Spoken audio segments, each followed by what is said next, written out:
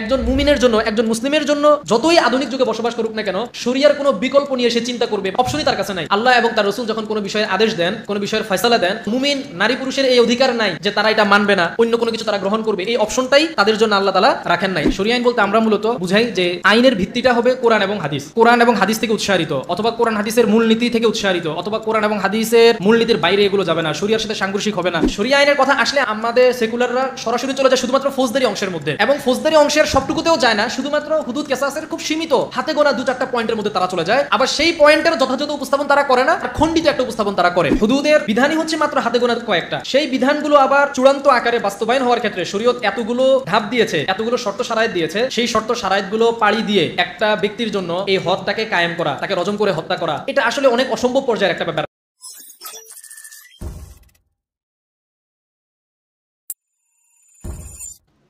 বিষয়ভিত্তিক ইলমি সেমিনারের যারা আয়োজক তাদেরকে অন্তরের অন্তঃস্থল থেকে মোবারকবাদ জানাই, এবং আপনারা যারা ইলমি কিছু বিষয় জানার জন্য আজকের এই সেমিনারে অংশগ্রহণ করেছেন আপনাদেরকেও আন্তরিক ধন্যবাদ এবং মোবারকবাদ জানাচ্ছি। মূলত রাষ্ট্রচিন্তা এবং ফিকহি জায়গা থেকে রাষ্ট্র সংশ্লিষ্ট বিষয়গুলোকে জানা, এগুলো নিয়ে আলোচনা করা, চর্চা করার পরিমাণটা আমাদের অঙ্গনে খুবই কম, কিন্তু বর্তমান বাস্তবতায় এই বিষয়গুলো জানা এবং এগুলো সম্পর্কে বারবার আলোচনা হওয়ার প্রয়োজনীয়তা অন্য যে কোনো সময়ের চাইতে অনেক অনেক বেশি, কিন্তু প্রয়োজন বেশি হলেও আলোচনাগুলো কম হয়। তো আমি শুকরিয়া জানাই যারা আজকের এই আয়োজনটা করেছেন এই ধরনের বিষয়ভিত্তিক বিষয়গুলো নিয়ে আলোচনা করার জন্য।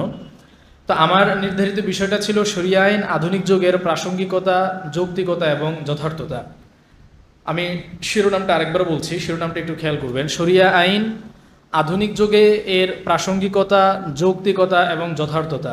আমি শিরোনাম ধরে একটা একটা করে ভেঙে ভেঙে আলোচনা করব, যাতে করে আমাদের পুরো আলোচনাটা শিরোনামকে কেন্দ্র করেই হয় এবং আমাদের আলোচনাটা টু দ্য পয়েন্ট হয়। তো শুরুতেই আমরা শরিয়া আইন বলতে আসলে কি বুঝি এই ব্যাপারটা কনসেপ্টটা আমরা ক্লিয়ার করে নেই। আমাদের কাছে শব্দটা অনেক পরিচিত শব্দ, এবং এটা নিয়ে আমরা আসলে ওইভাবে ভাবি না যে শরিয়া আইন বলতে আমরা কি বুঝি। এবং এটা নিয়ে আধুনিক সময়ে যারা শরিয়া আইনের কথা বলেন বা শরিয়া আইন নিয়ে নানান ধরনের আলোচনা করেন, তাদের মধ্যে অনেক রকমের বিতর্ক আছে যে শরিয়া আইন আমরা আসলে কোন কোন বিষয়গুলোকে বলবো, শুধুমাত্র যেগুলো শুধু কোরআনে বর্ণিত হয়েছে সেগুলো, না কোরআন সুন্নায় যেগুলো বর্ণিত হয়েছে শুধু সেগুলো, নাকি এর বাইরেও আরও কোনো কিছু।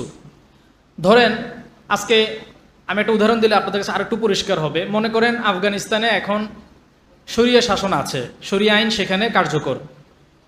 এখন আফগানিস্তানের যেই ট্রাফিক আইন আছে, যে এই জায়গা থামতে হবে, এই চিহ্ন দেখলে গাড়ি স্লো করতে হবে, এই যে আইনগুলো আছে, অথবা আমদানি রফতানির যে আইনগুলো আছে সেগুলো, আর আমাদের দেশের মনে করেন ট্রাফিক আইন, আমদানি রফতানি আইন, অথবা ফৌজদারি অপরাধের অনেকগুলোর ক্ষেত্রে দেখবেন তাদের দেশেও যে ধরনের শাস্তি হচ্ছে, আইনের ধারাগুলো যেরকম আমাদের দেশেও একই রকম। তো সেগুলোকে আমরা শরিয়া আইন যদি বলতে পারি, আমাদের দেশেরগুলোকে আমরা শরিয়া আইন বলতে পারবো কিনা? জিনিসগুলো তো সেম টু সেম। প্রশ্নটা কি পরিষ্কার? এই জায়গাগুলোতে এসে আমরা অনেক সময় গুলিয়ে ফেলি। তো এই জন্য শরিয়া আইন কথাটা আমরা মানে হয়তো এখানেও যারা আজকে আমরা উপস্থিত সবাই অধিকাংশ আমরা মাদ্রাসা শিক্ষার্থী।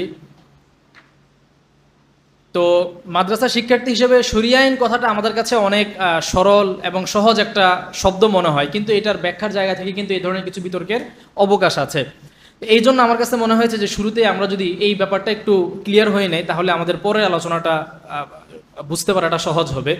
তো আমরা মূলত আসলে যখন বলি যে শরিয়া আইন বলতে আমরা মূলত বুঝাই যে যেখানে আইনের ভিত্তিটা হবে কোরআন এবং হাদিস, অর্থাৎ আইন সবটারও কোরআন হাদিসের মধ্যে বর্ণিত থাকে না। কোরআন হাদিস আমাদেরকে কিছু উসুল দিবে, কিছু জওয়াবেদ দিবে, যেগুলোর আলোকে অনেকগুলো ধারা, অনেক শাখা প্রশাখা তৈরি হবে। কিন্তু এই যে ধারাগুলো তৈরি হবে, এখানে একটা প্রতিশ্রুতি থাকবে যে এই আইনগুলো কোরআন এবং হাদিস থেকে উৎসারিত, অথবা কোরআন হাদিসের মূলনীতি থেকে উৎসারিত, অথবা কোরআন এবং হাদিসের মূলনীতির বাইরে এগুলো যাবে না, শরিয়ার সাথে সাংঘর্ষিক হবে না, এই ধরনের একটা মানে প্রতিশ্রুতি সেখানে থাকে। তাহলে আইনের ভিত্তিটা হবে মূলত কোরআন এবং সুন্নাহ, এই আইনের ভিত্তিটাকে কোরআন সুন্নাহ হিসেবে গ্রহণ করে যখন আমরা বিভিন্ন আইন যখন করছি, প্রণয়ন করছি, প্রয়োগ করছি, এগুলোকে তখন আমরা শরীয়ত আইন হিসেবে এটাকে আখ্যা দিচ্ছি। হয়তো সেই আইনটা সরাসরি কোরআনের মধ্যে নাই, হয়তো সরাসরি হাদিসের মধ্যে নাই, তারপরেও এখানে যেহেতু ভিত্তিটা বানানো হয়েছে কোরআন এবং সুন্নাহকে, সেই জায়গা থেকে ওই আইনগুলো কিছু জায়গায় সেকুলার আইনগুলোর সঙ্গে মিলে গেলেও আমরা এটা বলতে পারবো না যে আইনটা শরীয়ত আইন না, এই আইনটা শরীয়ত আইনের বাইরে, কারণ এটার ভিত্তি এবং এটার মূল হিসেবে আমরা মূলত শরীয়তটাকেই রেখেছি। তো মূলত আশা করি মানে শরীয়ত আইন কাকে বলে এই জিনিসটা আমাদের কাছে মানে কনসেপ্টে ক্লিয়ার হয়েছে। এখন এখানে শরীয়ত আইনের কথা যখন আসে তো স্বাভাবিকভাবেই আমাদের সেকুলার মহলে এই জিনিসটা খুব বেশি প্রচলিত যে শরীয়ত আইনের কথা যখনই আমরা আলোচনা করি, আলোচনায় আনি, তো শুধুমাত্র শরীয়ত আইনের প্রসঙ্গ আসলেই তারা ঘুরে ফিরে শুধু হুদুদ কিসাসের কথাগুলোকে সামনে নিয়ে আসে। এখন শরীয়ত আইনের তো আমরা দেখি যে মানে ফৌজদারি আইনের ক্ষেত্রে ধরেন তিনটা ধরন দেখা যায়। একটা তো হচ্ছে হদ, আরেকটা হচ্ছে কিসাস, আরেকটা হচ্ছে ধরেন তাজির, যেটা এগুলোর বিশ্লেষণ আপনারা জানেন, হদ কোনটা, কিসাস কোনটা, তাজির কোনটা। তো হদের ক্ষেত্রে মনে করেন যে শরিয়ার নির্ধারিত 5টা বিষয়ের ক্ষেত্রে ধরেন হদের বর্ণনা আছে। যদি কেউ জিনা করে তাহলে তার জন্য নির্ধারিত শাস্তি আছে। হদের ক্ষেত্রে হচ্ছে যে এখানে বিচারক চাইলেও সেখানে কম বেশ করার বা তার ইজতিহাদ করার কোনো সুযোগ নাই।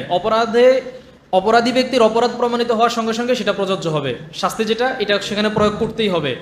এখানে ছাড় দেওয়া, অন্য কোনো বিবেচনা করা, ইজতিহাদ করার কোনো ধরনের সুযোগ নেই।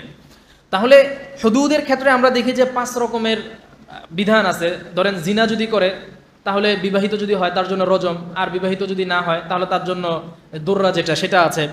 এরপরে আছে হচ্ছে আপনার চুরি শাস্তি, যদি কেউ চুরি করে আস-সারিকু ওয়াস-সারিকাতু ফাকতাউ আইদিয়াহুমা, তার হাত কেটে ফেলতে হবে। এরপরে যদি কেউ মিথ্যা অপবাদ দেয়, কাউকে তহমত দেয়, তার জন্য 80টা বেত্রাঘাত আছে। কেউ যদি ডাকাতি করে বা সশস্ত্র হামলা এই ধরনের কোনো কিছু করে তো এটার জন্য আলাদা শাস্তি আছে, সেটা হত্যা হতে পারে, সেটা হচ্ছে আপনার হাত পা উল্টো দিক থেকে কেটে তার শাস্তি হতে পারে, এটা বিচারক সিদ্ধান্ত নেবেন। এরপরে হচ্ছে মদ পান যদি কেউ করে তার জন্য আলাদা শাস্তি আছে। এই যে মোট 5টা জিনিস, এই 5টা জিনিস কিন্তু হদ মানে শরীয়ত নির্ধারণ করে দিয়েছে যে এই অপরাধগুলো প্রমাণিত হলে তার শাস্তি এটা, এবং এখানে ছাড় দেওয়ার কোনো সুযোগ নেই। আর কিসাসের ক্ষেত্রে তো কেউ কাউকে যদি হত্যা করে তো সেক্ষেত্রে পাল্টা তাকে হত্যা করা হবে, অথবা যদি ওই ব্যক্তির অলি যারা আছে তারা যদি রাজি থাকে সেক্ষেত্রে দিয়ত বা রক্তপণ দিয়ে তারা সেখান থেকে ছাড় পাবে। এই সামান্য কয়টা হুকুমের বাইরে শরীয়ত আইনের আর বিশাল যে একটা অংশ, এই পুরাটা অংশই তাজিরের অন্তর্ভুক্ত। তাজির কি সেটা আশা করি আপনারা সবাই জানেন। তাজিরটা হচ্ছে এখানে শাস্তিটা বিচারকের কাছে বিচারকের বিবেচনার উপরে ছেড়ে দেওয়া হবে। বিচারক সবকিছু চিন্তা করে যে শাস্তিটা মুনাসিব মনে করবেন তিনি ওই শাস্তিটা ওই অপরাধীর জন্য প্রযোজ্য বলে তিনি সিদ্ধান্ত দিবেন, আর এটা বাস্তবায়ন করবেন। বাস্তবায়ন বিভাগ যেটা আছে সেটা, বিচার বিভাগ শুধু এতটুকু কাজ করবে। তাহলে আমরা যদি এই যে ফৌজদারি আইনের ক্ষেত্রে শরীয়ত আইনের যে 3টা জিনিস হুদুদ, কিসাস আর তাজির, এই 3টে জিনিসকে যদি আমরা সামনে রাখি তাহলে আমরা দেখব যে শুধুমাত্র শরীয়ত নির্ধারণ করে দিয়েছে এটার পার্সেন্টেজ শতকরা আসলে 2 থেকে 3%ও না, আর বাকি সবটুকু আসলে তাজিরের অন্তর্ভুক্ত। কিন্তু যখনই কেউ শরীয়ত আইনের কথা বলে তখন ঘুরে ফিরে শুধুমাত্র চোরের হাত কাটা আর হচ্ছে জিনা করলে তার যে রজমের শাস্তি হবে এই প্রসঙ্গটা নিয়ে আসে কেমন, এবং এই প্রসঙ্গটা আনে তারা একটা মানে চিন্তা থেকে, সেটা হচ্ছে যে শরীয়ত আইনের ব্যাপারে মানুষের মধ্যে একটা ভীতি জাগ্রত করে দেওয়া, যাতে করে মানুষ শরীয়ত আইনের কথা শুনলেই ভয় পেয়ে যায়। শরীয়ত আইনকে এমনভাবে উপস্থাপনা করা হয় যেন এটা অনেক কঠিন এবং অনেক নির্দয় প্রকারের কোনো একটা শাসন ব্যবস্থা, যে শাসন ব্যবস্থার মধ্যে কোনো দয়া নেই, মায়া নেই, যে শাসন ব্যবস্থা চলে আসলে গণহারে সবাইকে পাথর মেরে হত্যা করা হবে আর সবার হাত কেটে দেওয়া হবে। তো ব্যাপারটাকে আদৌ এরকম? প্রথমত হচ্ছে যে এই বিষয়গুলো তো শরীয়ত, পুরা শরীয়তের মাত্র 2 থেকে 3%। তার উপর আবার খেয়াল করে দেখেন যে শাস্তিটা সবচেয়ে বড় শাস্তি, জিনার ক্ষেত্রে রজম করা হবে, সবচেয়ে বড় শাস্তি মৃত্যুদণ্ড। তো মৃত্যুদণ্ডের ক্ষেত্রেও কিন্তু আপনার কেউ একজন জিনা করেছে বলেই তাকে হত্যা করে দেওয়া হবে সেরকম না, বরং এটার জন্য 4 জন সাক্ষীর দরকার পড়বে। সে সাক্ষী আবার শুধুমাত্র মৌখিক সাক্ষী দিলেই হবে না, বরং সাক্ষী এমন হতে হবে যে সে স্বচক্ষে তাদেরকে জিনা করতে দেখেছে। বিস্তারিত বিবরণ আপনারা ফিকির কিতাবের মধ্যে পড়েছেন। তো এখানে প্রথমত হচ্ছে যে হুদুদের বিধানই হচ্ছে মাত্র হাতে গোনা কয়েকটা, সেই বিধানগুলো আবার চূড়ান্ত আকারে বাস্তবায়ন হওয়ার ক্ষেত্রে শরীয়ত এতগুলো ধাপ দিয়েছে, এতগুলো শর্ত সারায়েত দিয়েছে, সেই শর্ত সারায়েতগুলো পাড়ি দিয়ে একটা ব্যক্তির জন্য হদটাকে কায়েম করা, তাকে রজম করে হত্যা করা, অথবা চোর চুরি করেছে, হ্যাঁ, তার হাতটাকে কেটে দেওয়া, এটা আসলে অনেক অসম্ভব পর্যায়ের একটা ব্যাপার। বিশেষ করে মানে যেটা কতলুন নাফস, যেটা জিনার ক্ষেত্রে রজম করা হবে, এটা এত কঠিন, শরীয়তই এটাকে কঠিন করে রেখেছে, শর্তগুলো এমন এমন দিয়েছে। কিন্তু দেখবেন যারা শরিয়া আইনের সমালোচনা করে তারা কখনোই ওই শর্তগুলোর আলোচনা আনে না। তারা বলবে যে হ্যাঁ, শরিয়া আইনে আছে যে জিনা করলে তাকে হত্যা করে ফেলা হবে। কিন্তু এই হত্যা করার ধাপে যাওয়ার আগে যে আরো কতগুলো ধাপ এখানে পাড়ি দিয়ে তারপরে যেতে হবে, আর এই পাড়ি দেওয়ার ধাপগুলো এত কঠিন যে এই ধাপগুলো পাড়ি দিয়ে আসলে একজন মানুষের কে রজম করা হবে, এটা খুব দুরূহ ব্যাপার।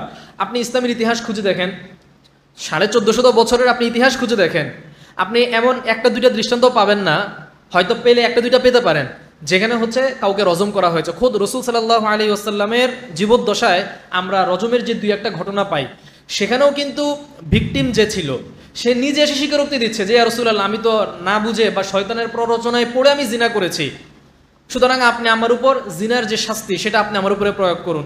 রসুল সাল্লাল্লাহু আলাইহি ওয়াসাল্লাম মুখ ফিরিয়ে ফেলছেন, তিনি তার কথা শুনছেন না, সে আবারও বলছেন, নবীজি আবার আরেকদিকে মুখ ফিরাচ্ছেন। এরপরে নবীজি যখন জানলেন সে গর্ভবতী, তাকে পাঠিয়ে দিলেন যে তুমি যাও, তোমার গর্ভের সন্তান হওয়ার পরে তুমি আসো। গর্ভের সন্তান হওয়ার পরে আসার পরে নবীজি বললেন যে তুমি যাও, তোমার সন্তানকে দুধ পান করানো শেষ হওয়ার পরে, যখন আর দুধ পান করানোর দরকার নেই, তখন তুমি আসো। তার মানে রসুল সাল্লাল্লাহু আলাইহি ওয়াসাল্লাম বিষয়টাকে বিলম্বিত করছেন। তো দেখেন, যেখানে অপরাধ প্রমাণিত হওয়াটাই অনেক দুরূহ ব্যাপার, সেখানে কেউ যদি স্বেচ্ছায় তার অপরাধের বর্ণনা দেয়, সেখানেও রসুল সাল্লাল্লাহু আলাইহি ওয়াসাল্লামের কর্ম যদি আমরা দেখি যে তিনি রজমের শাস্তিটাকে বাস্তবায়ন করার প্রতি তার যে একটা অনীহা বলতে এটা যেন বাস্তবায়ন করার না লাগে, এটা বাস্তবায়ন খুব বেশি করার প্রয়োজন না পড়ে, সেদিকে নবীজি সাল্লাল্লাহু আলাইহি ওয়াসাল্লামের একটা মাইলান আমরা দেখতে পাই। কিন্তু এই কোনো আলোচনায় যারা শরিয়া আইনের সমালোচনা করে তারা আলাপের মধ্যে আনে না। তারা বাস সোজাসুজি একটা কথাই বলে দেয় যে শরিয়া শাসন মানেই হলো এখানে চোরের হাত কাটা হবে, জিনা করলে পাথর মেরে হত্যা করা হবে। তার মানে এটা কত ভয়ঙ্কর একটা শাসন ব্যবস্থা, এটা কত মারাত্মক একটা জিনিস, সুতরাং এটা তো এই দেশে বলেন দুনিয়ার কোথাও বলেন এটাকে কায়েম করতে দেওয়া যাবে না, এটা একটা বর্বর, এটা একটা মধ্যযুগীয় এবং এটা একটা নৃশংস এবং এটা অত্যন্ত হিংসাত্মক একটা শাসন ব্যবস্থা। এইভাবে শরিয়ার ব্যাপারে বা শরীর শাসন ব্যবস্থার ব্যাপারে মানুষকে একটা ভুল মেসেজ দেওয়া বা মানুষকে একটা ভুল চিত্র দেখানোর প্রবণতা আমাদের সমাজের মানুষদের মধ্যে আছে। বিশেষ করে সেকুলার যারা আছে, সেকুলার বুদ্ধিজীবী আছে যারা, তারা এই কাজটা করে থাকে। তো আমরা আশা করি এই আলোচনাটুকুর মাধ্যমে শরিয়া আইন বলতে আসলে আমরা কি বুঝি এই ব্যাপারটা আমাদের কাছে পরিষ্কার হয়েছে। পাশাপাশি শরিয়া আইনের যে ভুল ব্যাখ্যাগুলো আমাদের সেকুলার মহল থেকে দেওয়া হয় সেই বিষয়গুলো আমাদের কাছে পরিষ্কার হয়েছে। এবং পাশাপাশি আরেকটা জিনিস আমাদের মাথায় রাখা দরকার, সেটা হচ্ছে যে শরিয়া আইনের বিধান যেগুলো আছে সেই বিধানগুলো কিন্তু সবগুলো সমান স্তরের না।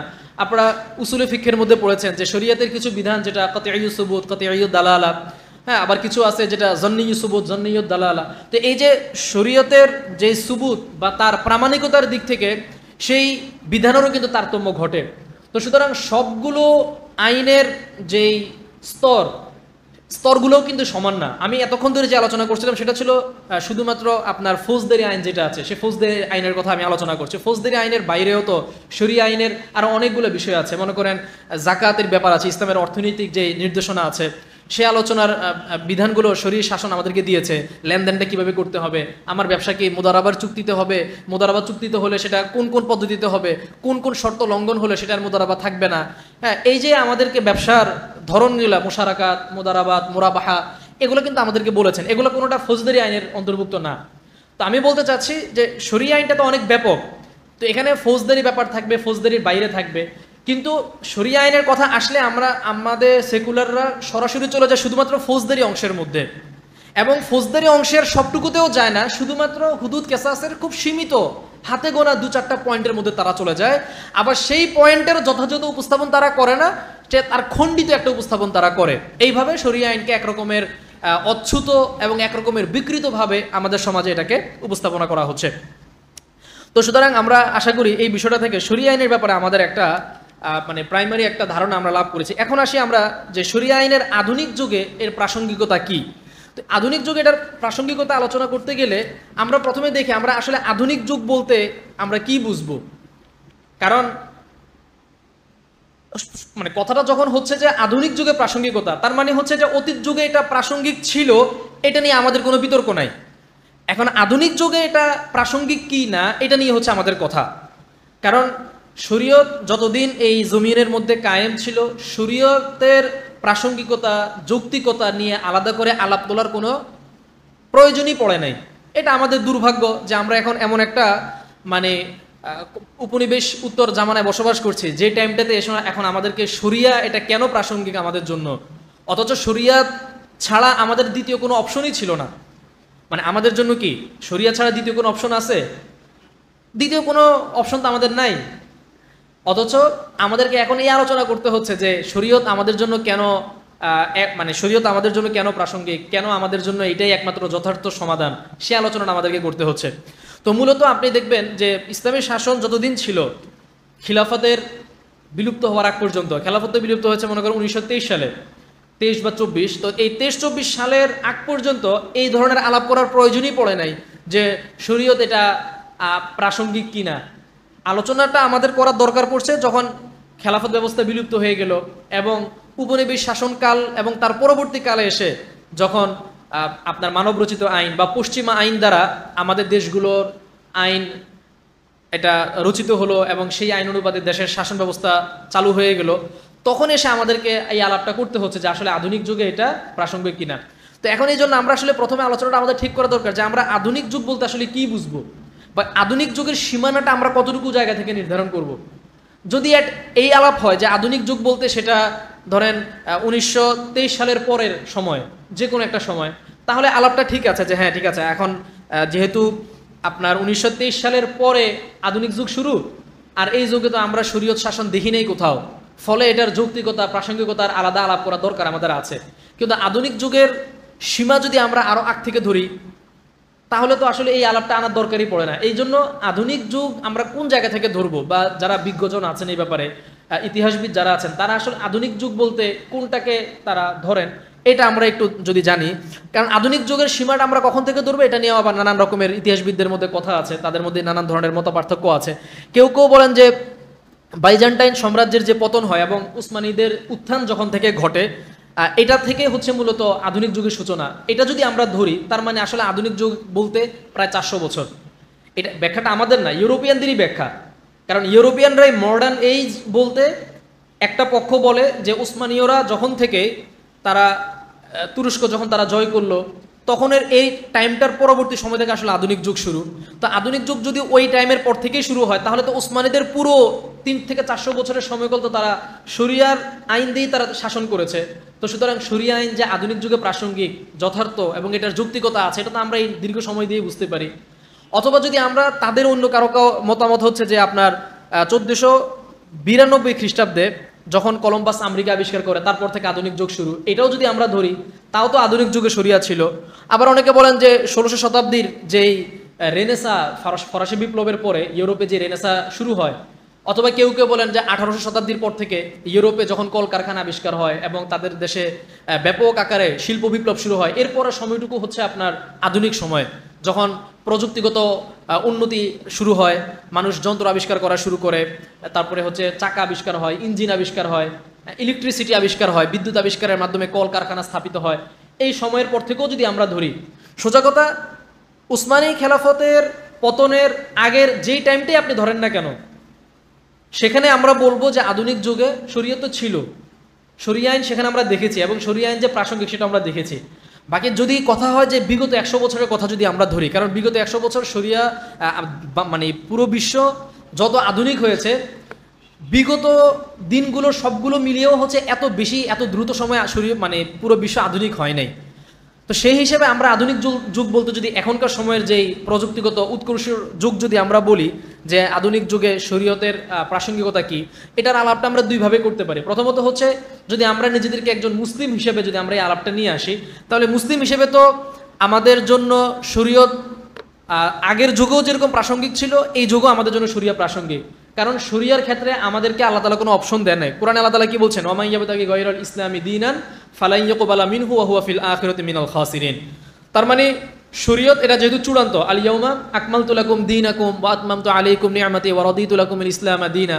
তো শরীয়তকে আল্লাহ তাআলা কামেল করে দিয়েছেন এবং এটা কামেল করে দিয়েছেন, এটার কোনো সীমানা নাই যে এটা মধ্যযুগ পর্যন্ত, মানে ইউরোপিয়ানদের যে মধ্যযুগ, সেই মধ্যযুগ পর্যন্ত এটা কামেল থাকবে, আর যখন থেকে মডার্ন এজ শুরু হবে, আধুনিক যুগ শুরু হবে, তখন থেকে হবে, তখন থেকে শরীয়ত আর সম্পূর্ণ থাকবে না, শরীয়তের মধ্যে নানান অসম্পূর্ণতা দেখা দিবে, নাউজুবিল্লাহ। এরকম তো কোনো ব্যাপার নাই।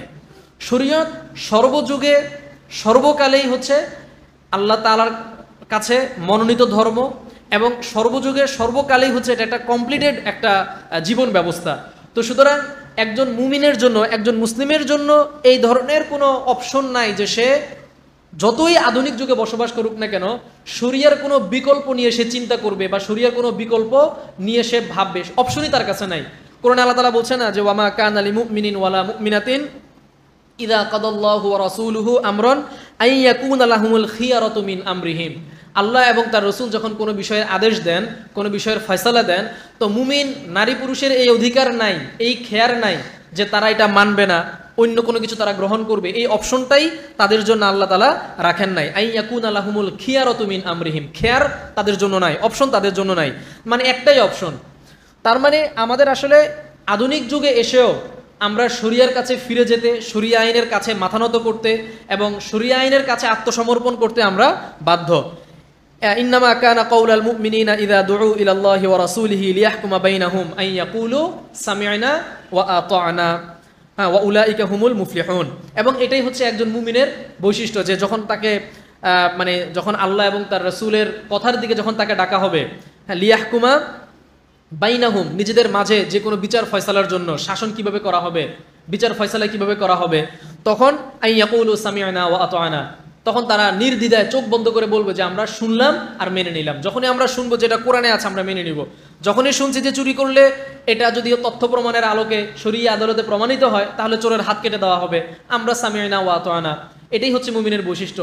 জিনা করলে সেটা প্রমাণিত যদি হয় চার সাক্ষীর মাধ্যমে শরীয়তের আদালতে, তাহলে তাকে রজম করে দেওয়া হবে, অবিবাহিত হলে তাকে দৌড়া মারা হবে। তো এটা যখনই আমরা শুনবো সঙ্গে সঙ্গে আমাদের এখানে আত্মসমর্পণ করে দিতে হবে যে সামি'না ওয়া আতা'না।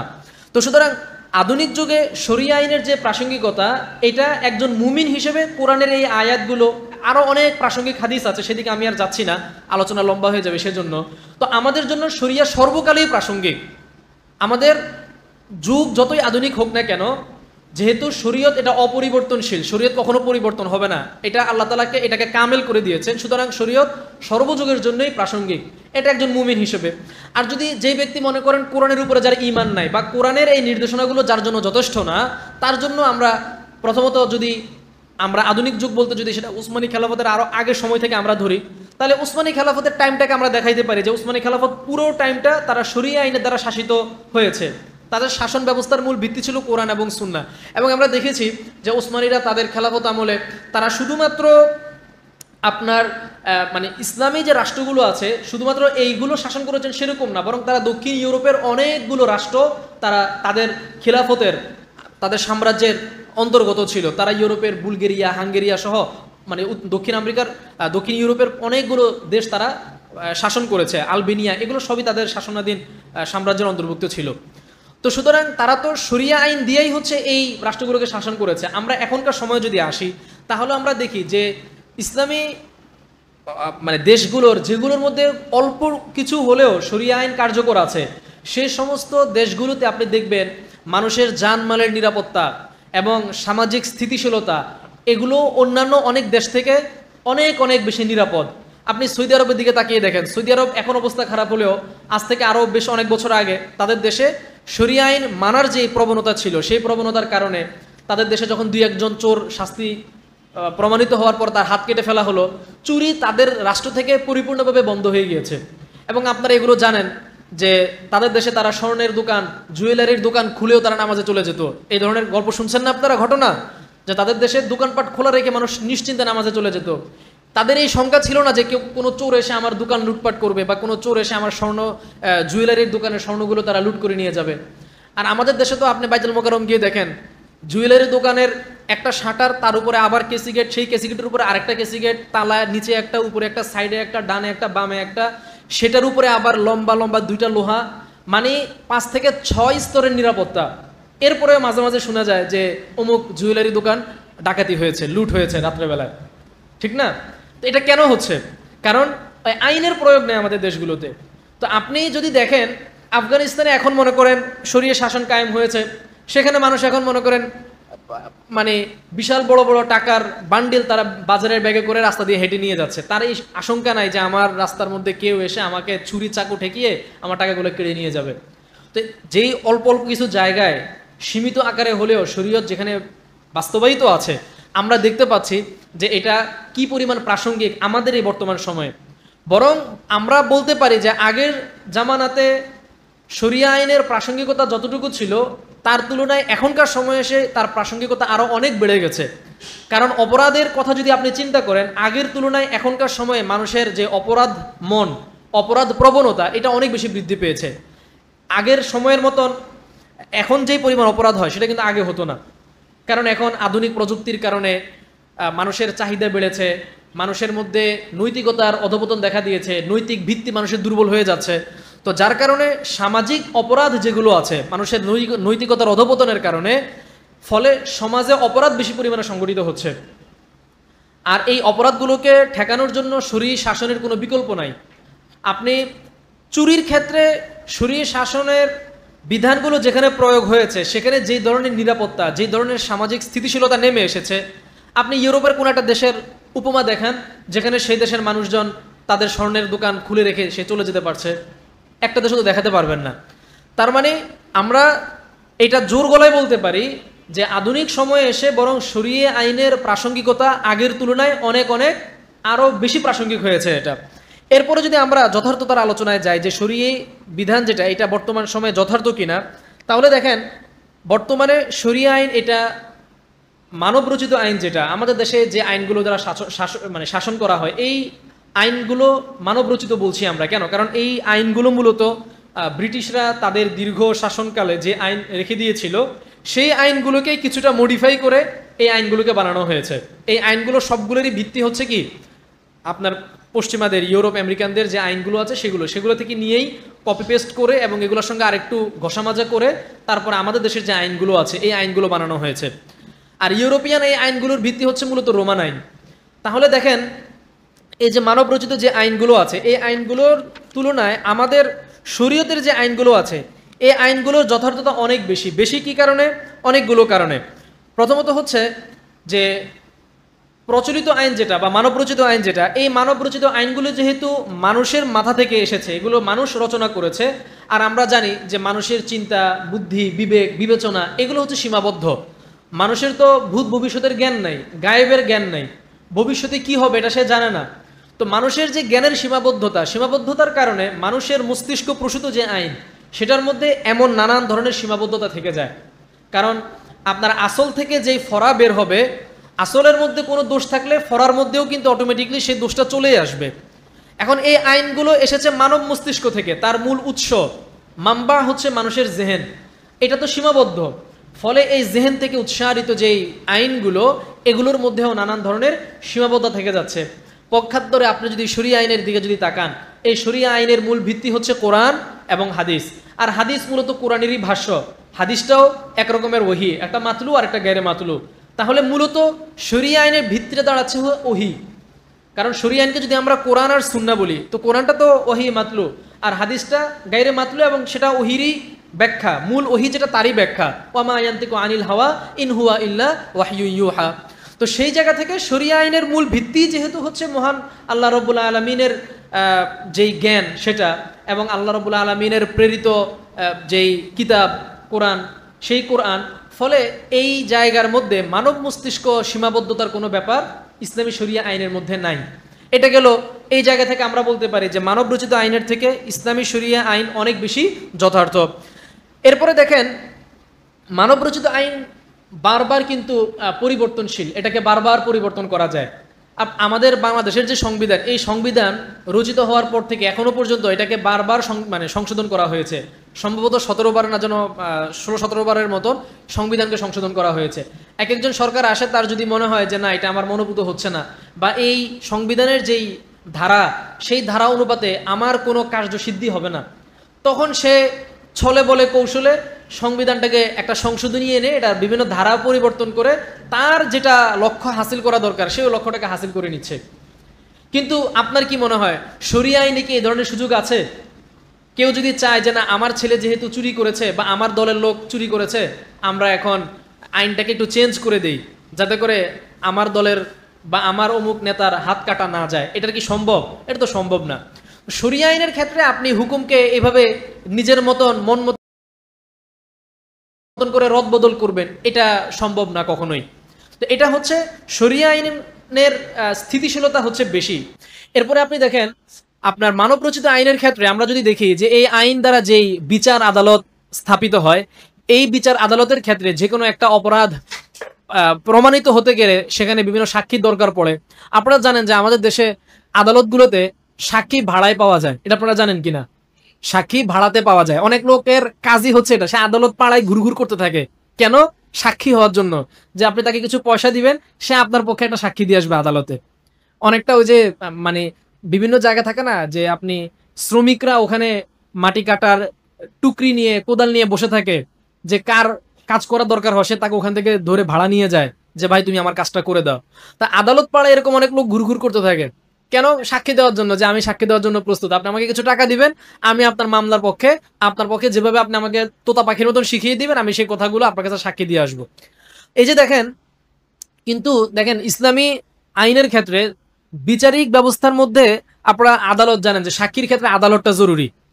এটা পড়ছেন না আপনারা কিতাবের মধ্যে, যে শরিয়া আদালতে একজন ব্যক্তি সে যদি সাক্ষ্য দিতে চায় তাহলে ওই ব্যক্তির কিন্তু আদেল হতে হবে, তার আদালতটা এখানে শর্ত। তার মধ্যে আপনার আদালত থাকতে হবে, ন্যায়পরায়ণতা থাকতে হবে। এখন একজন ব্যক্তি মনে করেন দাগী আসামি এবং সে সমাজের সবচেয়ে বড় মিথ্যুক বলে প্রমাণিত, সবাই এটা জানে, এমনকি চুরি বাটপারি করার কারণে সে অনেকবার মানুষের হাতে গণধোলাইও খেয়েছে। তারপরেও এই ব্যক্তি গিয়ে যদি মানে এখনকার আমাদের যে প্রচলিত আদালত সেখানে গিয়ে যদি সে সাক্ষী দেয় কোনো একটা মামলায়, তাহলে তার সেই সাক্ষীও কিন্তু গ্রহণীয় হয়ে যাবে। কারণ কারণ হচ্ছে আপনার প্রচলিত আইনে নৈতিকতাকে সামান্য মাত্র ভ্যালু দেওয়া হয় না, এখানে নৈতিকতার কোনো স্থান নাই। মানে কোন মানুষটার আদালত ঠিক আছে, কোন মানুষটার নৈতিক ভিত্তি ভালো, নৈতিকতার জায়গা থেকে সে সৎ আর কে অসৎ, এগুলোকে বিবেচনায় রাখা হয় নাই।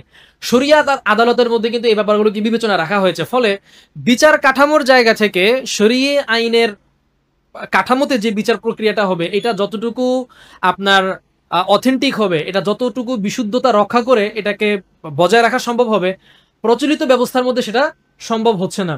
এটা একটা দুর্বলতা বলি। তো এই জায়গা থেকে আমরা বলতে পারি যে শরিয়া আইন, মানব রচিত আইন যেটা আছে তার তুলনায় অনেক বেশি যথার্থ। আচ্ছা, সর্বশেষ আরেকটা জায়গায় আমরা যদি চলে যাই, সময় যেহেতু মোটামুটি শেষের দিকে চলে এসেছে, আপনার শরিয়া আইনের ক্ষেত্রে আপনার দীর্ঘসূত্রিতা নাই। আপনি এখনকার আদালতে আমরা যদি যাই তাহলে দেখবেন যে একটা মামলা যদি কেউ একজন করে, এই মামলার রায় পেতে পেতে কালো দাড়ি থাকা অবস্থায় মামলা করেছে, আর এই মামলার রায় যখন এসেছে তখন তার দাড়ি সাদা হয়ে গিয়েছে, এরকমও হয়। হ্যাঁ, এই যে খুব কাছাকাছি সময়ে দুই একটা ধর্ষণ নিয়ে খুব তোলপাড় হলো, তো এই ধর্ষণের মামলা সরকার থেকে বলা হয়েছে খুব দ্রুততম সময়ে এই মামলার রায় ঘোষণার জন্য চেষ্টা করা হবে। এই দ্রুততম সময় হচ্ছে 6 মাস। দ্রুততম সময় কত? 6 মাস। তো চিন্তা করেন, একটা অপরাধ যেটা পুরা দেশবাসী জানে, সাক্ষী আছে, ফুটেজ আছে, সবকিছু আছে, তারপরেও বিচারিক যে দীর্ঘসূত্রিতা, এই সূত্রিতার কারণে এই সব কিছু প্রমাণিত হওয়া সত্ত্বেও, এবং যে অপরাধী সে নিজেও স্বীকারোক্তি দিচ্ছে যে হ্যাঁ আমি অপরাধটা করেছি, সেটারও রায় পাওয়ার জন্য অপেক্ষা করতে হচ্ছে 6 মাস। তো 6 মাস যদি হয় দ্রুততম সময়ের অবস্থা, তাহলে যেটা হচ্ছে সাধারণভাবে যেটা রায় হবে এটা না জানি কত বছর লাগবে, চিন্তা করে দেখেন।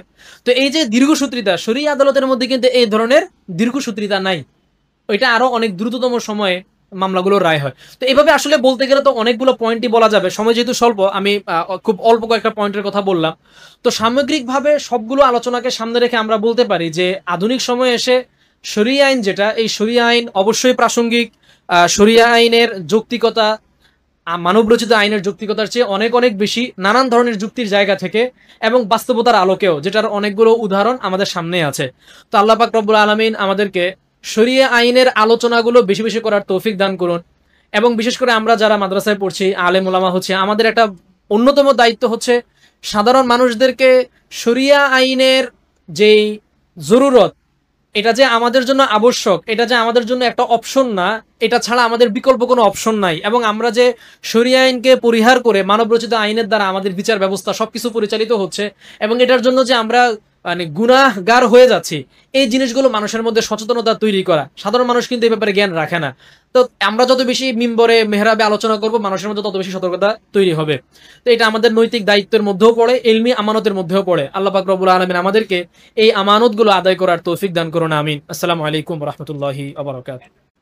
সুস্থতার ব্যাপারে যে বলা হলো যে আল্লাহ তাআলা বারবার মুখ ফিরিয়ে নিয়েছেন বা কমাই দিয়ে, এত ওই মহিলার ক্ষেত্রে কিন্তু ভাবছি কিন্তু সে সরিয়ে দেয় চায় না বা সে ভাব দেয়। দেখেন, মানে মানুষের জানের নিরাপত্তা হচ্ছে ইসলামী শরীয়ত সবচেয়ে বেশি দিয়েছে। তো রজমের ক্ষেত্রে শুধু এই একটা মহিলার ঘটনাই না, আপনি রজমের আরো 2-3টা ঘটনা আছে, সবগুলো ঘটনার ক্ষেত্রেই দেখবেন রাসূল সাল্লাল্লাহু আলাইহি ওয়াসাল্লাম এসে বলেছেন আর সঙ্গে সঙ্গে তাকে রজম করে দিয়েছেন, এরকম না। মানে উনার কর্মপদ্ধতির মধ্যেই দেখবেন যে রাসূল সাল্লাল্লাহু আলাইহি ওয়াসাল্লামের এরকম যে এটা না হোক, মানে রজম না হোক। এখন যদি কোনো অপরাধী ব্যক্তি সে তার অপরাধ থেকে মুক্তি পাওয়ার জন্য সে নিজে এসে যদি বারবার এসরার করতে থাকে, তাহলে তো সেখানে শরীয়তের আইন বাস্তবায়ন করা ছাড়া তো রাসূল সাল্লাল্লাহু আলাইহি ওয়াসাল্লামের কাছে কোনো অপশন নাই। কিন্তু আপনি যদি মেজাজের জায়গা থেকে দেখেন, আপনি দেখেন রাসূল সাল্লাল্লাহু আলাইহি ওয়াসাল্লাম দেখবেন কখনোই খোঁচা খোঁচা বের করার চেষ্টা করেন নাই যে কে কে জিনা করেছে, খোঁচা খোঁচা বের করি খুঁজে খুঁজে, যাতে করে এই আইনটাকে আমি প্রয়োগ করতে পারি।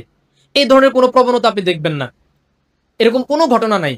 আছে না যে না আমি গোয়েন্দা লাগায় রাখছে, লোক লাগায় রাখছে, খুঁজে খুঁজে বের করো কে গোপনে গোপনে এমন কিছু করে, এই ধরনের কোনো দেখবেন না। হ্যাঁ, জাহিরভাবে যেটা শেষে স্বীকার করতেছে এটা সবাই দেখছে জানে, এক্ষেত্রে তো শরীয়ত তার আইন বাস্তবায়ন করতে হবে, এখানে কোনো অপশনই নাই। কিন্তু এটাকে জোর করে নানান প্রক্রিয়া অবলম্বন করে এইটাকে কিভাবে বাস্তবায়ন করা যায়, কিভাবে একজন মানুষকে রজম করে দেওয়া যায়, এটার দিকে জোর দেওয়া, এই ধরনের কাজ কিন্তু তিনি করেন নাই। এটা কোনো নমুনা পাবেন না কিতাবের মধ্যে। তো আমি মূলত প্রবণতার